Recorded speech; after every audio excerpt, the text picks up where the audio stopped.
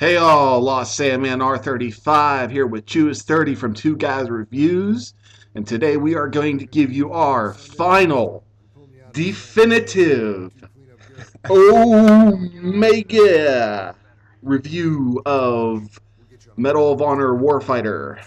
The full review. The full review. This is we basically have gotten to a point where we've played through the campaign and we played definitely enough multiplayer to get to the point where we can give you an honest to goodness review on this game.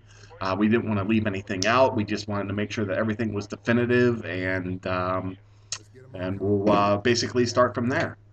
So I'm gonna focus first on the campaign. And you're seeing footage of that right now. We just added a little in-game campaign footage, as well as multiplayer, which you'll see later on. But I will say that, and anybody who is a subscriber of this channel and anybody who knows me in general will know that story is the absolute key element for any video game that I play. And that being said, I will have to say that the story in this game is phenomenal. Amen. And as well as the graphics, they were pretty damn good, I have to say. Here we are in the helicopter mission. I forget what the name of this mission is, but Stump. But the helicopter mission where you're going around, then you get out of the helicopter, and just figured that this was a good showcase for the graphics and the campaign. And there is really, honestly, that I cannot think of another game that makes you feel like you're in the battle like this campaign does. It gives you that sense of urgency and teamwork and Danger, yes. So, with that being said, I will say that the campaign absolutely rocks. I have no problems with it whatsoever. I've seen some other videos out there on YouTube where there's like a glitch in like one of the driving missions where you fall off the map. I don't know. I haven't seen it myself. I've seen the video, I just haven't seen it in game. Every game's gonna have a glitch somewhere in it. I guarantee you, it's just gonna happen. But it is kind of funny, but I haven't seen it myself. So my impressions on the campaign are fantastic. Now, it is rather short. It's about 8 hours, would you say? 8-hour campaign? Right around 8 hours to mark. Right, which I really don't have a problem with. We both have lives. We both work our ass off, and we're constantly running around, and a short campaign is actually a refreshing thing. It's not like Skyrim where you're like 200 hours and you're one-hitting like the boss of the game, whose name I can't remember right now, but the head dragon, whatever his name was. But anyway, back to Warfighter. What are your thoughts on the campaign? I thought the campaign was absolutely amazing. I was glad that it was short because I don't want to spend 2.5 full days on one story. That kind of time is tough to come by, and this was nice because I was able to play it in just a couple of sessions. I thought the story itself, the way they told it, was incredible, and I completely respect the fact that these are all real-world events. This all happened, and I can't give enough respect and enough thanks to the guys out there that did this. And that to me is it's awesome, and it makes this story so much more special than a lot of other games because this is real. That's 100%.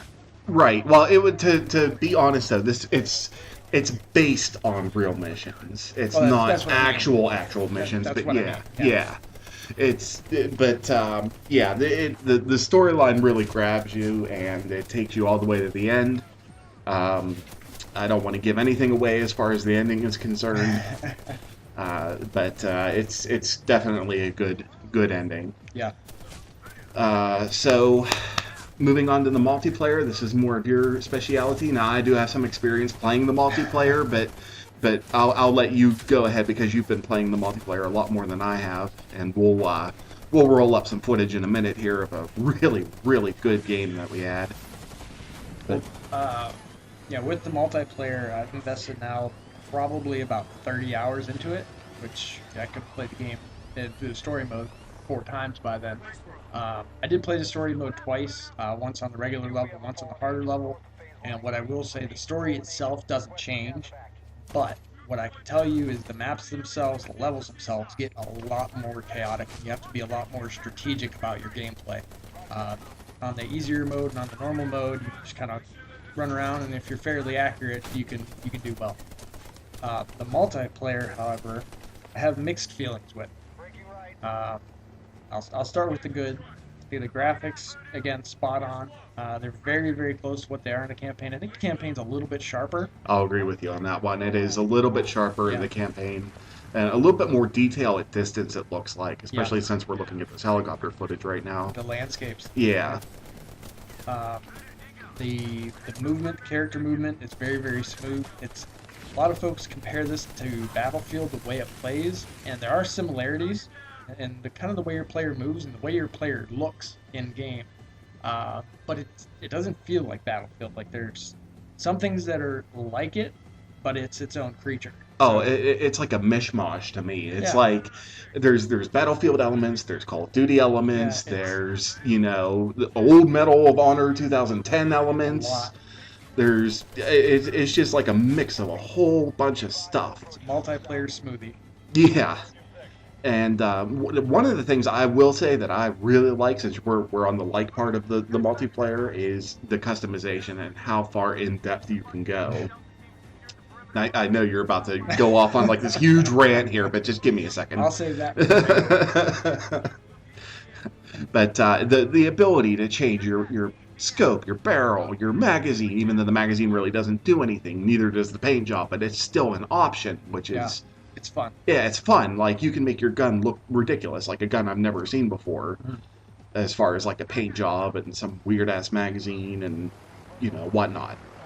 But the customization and the countries and it's just it's a lot of detail that you could go into and customize your character Yeah, exactly to your play style. I agree 100% with that. Now you're about to go off on your rant. I can I'm not see it. ranting You're yet you're because it's like steam coming out of your ears, ready to.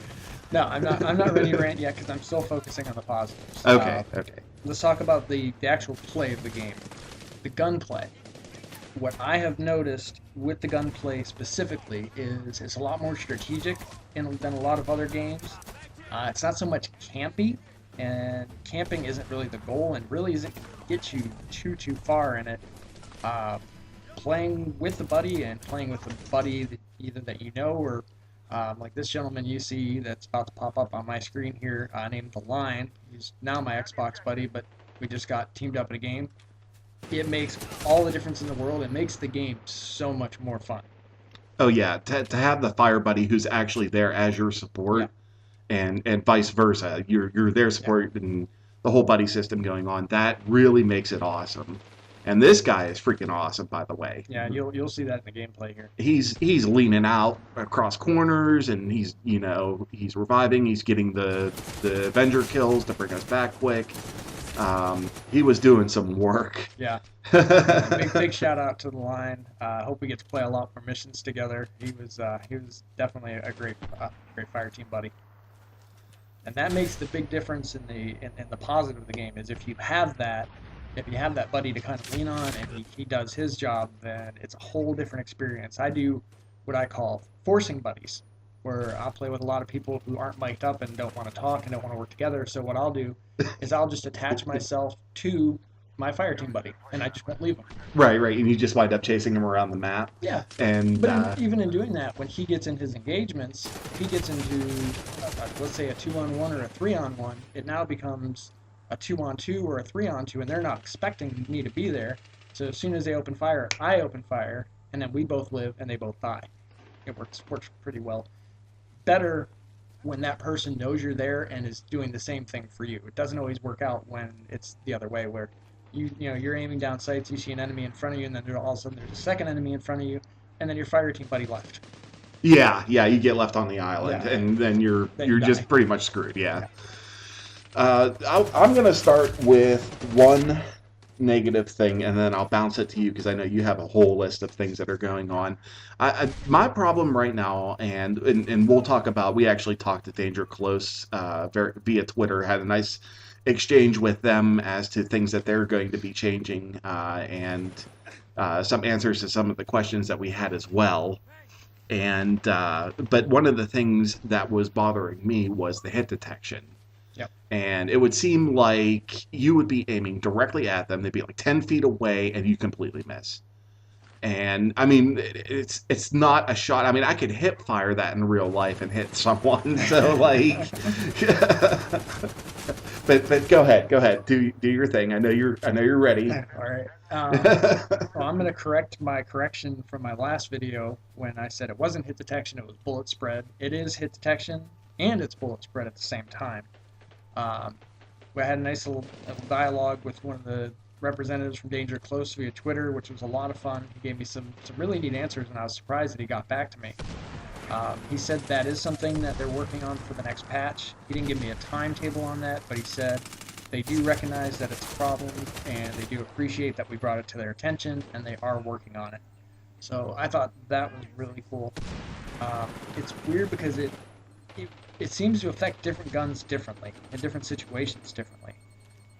Here you see me using the G36C, and it so happens to be the G36C that has a stock. If you use the one without the stock, it is a whole different animal. That's more for that's like super agility, like ultra point man run and gun ridiculousness. Yeah, but you might as well have a super soaker. Yeah, true. But that is something that they're working on, so I'm not going to pick it apart too much. However, this new G36, by the way, is a beast. Yeah, I do enjoy that one quite a bit. And there's another HK416 that we unlocked too. That's also beastly. But go ahead. Sorry, I'm getting off topic. It took a long time to unlock it, but well worth it. And the 50 cal just got unlocked, so that'll be fun to use, and you'll see videos of that upcoming. One of the other things that a lot of folks mention as a positive is the gun customization and how much stuff is available. Now, if you guys take a really close look at the gun selection, I found something kind of interesting. I don't know if anybody noticed this or not.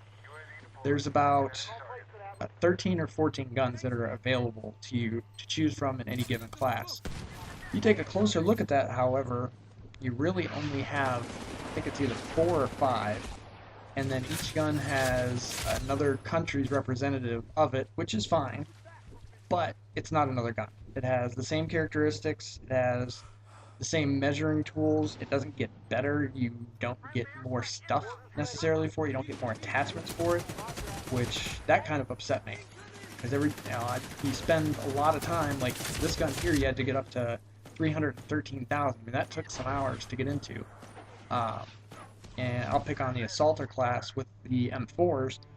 I've unlocked 3 of the M4s so far, and to me, none of them seem any different. Yeah, best team right there. Look at that. Now the 416, now that was a different animal, and I think that was largely in part due to the heavy barrel and the fact that I was able to finally take the suppressor off it, which I was waiting so long to be able to do. But those are little things. I don't want to nitpick too much because, like I said, I'm a big fan of the game. Here you see my favorite campaign mission.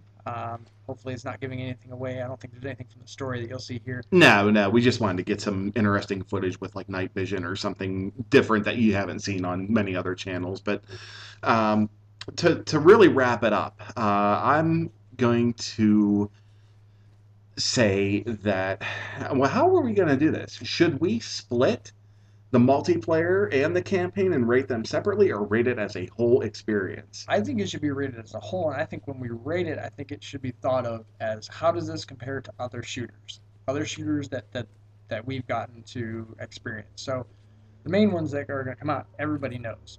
Battlefield 3, Modern Warfare 3, Black Ops, yeah. The other Medal of Honor, which I was a huge fan of that game as well. The multiplayer could have been better in that, but there's aspects of that I like better than this. So yeah, I think we should go kind of toe-to-toe how we rate this versus other shooters. All right, 1 to 10? 1 to 10. You're up. Oh, you're putting me on the spotlight like that. Yep. Well, I noticed, or I did mention a few negatives, but there are a lot of positives to the game. It's a lot of fun, and once you really get into it, it's great. I'm gonna go high. I'm gonna give it a solid 8. You know what? Actually, I was thinking about this for quite some time, and I believe that when the new patches start rolling out, Yep. because as we've discussed before with Battlefield 3, when that first started off, oh my God, that was like a wreck. Like you'd be 100 yards away and blind someone with a flashlight outside. The beta. Yeah. So, bearing in mind that they are working on some of these little things to improve the gameplay, and the fact that it's like a different way of experiencing um, a shooter. It's a mix between so many different things. And again, my number one point being the story in the campaign. I am actually going to rate it an 8.5. Wow, you're going higher than me. Yes, and like I I kind said, of feel and ashamed the now. biggest reason because of that is the story. Mm. And with that, that is our review. And this is Lost Sandman R35. And she was 30. And with that, I will say, peace out. Later.